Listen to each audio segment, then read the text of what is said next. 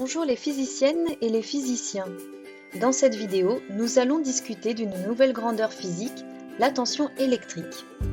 Alors attention, il ne s'agit pas ici de la tension artérielle, mais bien de la tension électrique, même si ce sont toutes les deux des grandeurs physiques. En effet, certains mots sont polysémiques, c'est-à-dire qu'ils peuvent avoir plusieurs sens. Il conviendra d'adapter le sens d'un mot en fonction de la situation et du contexte. Par exemple, si tu es chez le médecin, il s'agira de la tension artérielle.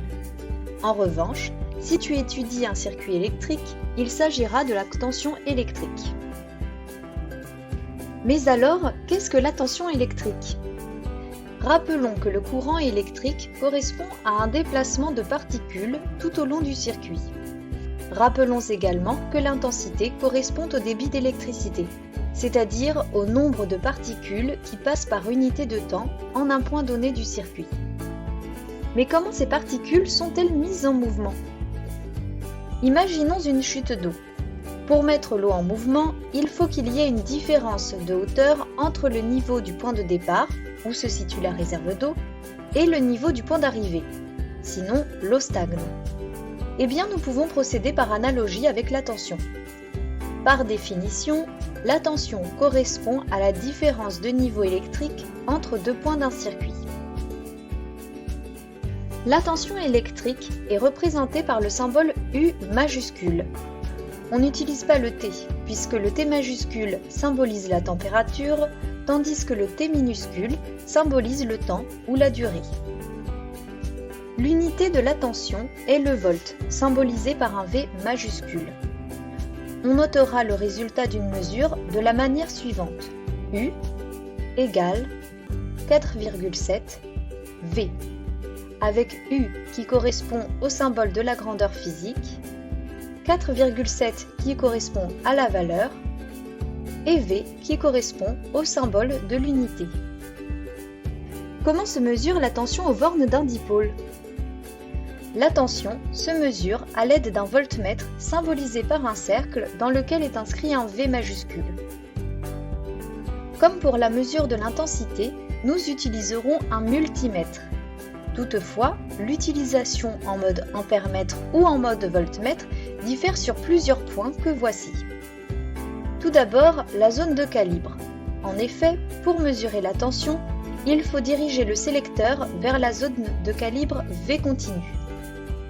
Ensuite, les bornes de branchement. Il faut utiliser les bornes de branchement V du côté de la borne positive de la pile et COM du côté de la borne négative. Enfin, le type de branchement. Contrairement à l'ampèremètre qui se branche en série, le voltmètre se branche en dérivation aux bornes du dipôle dont on souhaite mesurer la tension. Voici donc un premier exemple. On souhaite mesurer la tension aux bornes de la lampe dans le circuit suivant. On branche le voltmètre en dérivation aux bornes de la lampe, en utilisant les bornes V du côté de la borne positive de la pile et COM du côté de la borne négative. On tourne le sélecteur vers la zone de calibre V continu. La tension aux bornes de la lampe est égale à 1,417 volts. Voici un second exemple. On souhaite maintenant mesurer la tension aux bornes du moteur. On branche le voltmètre en dérivation aux bornes du moteur cette fois-ci, en utilisant les bornes V du côté de la borne positive et COM du côté de la borne négative. On tourne le sélecteur vers le calibre V continu.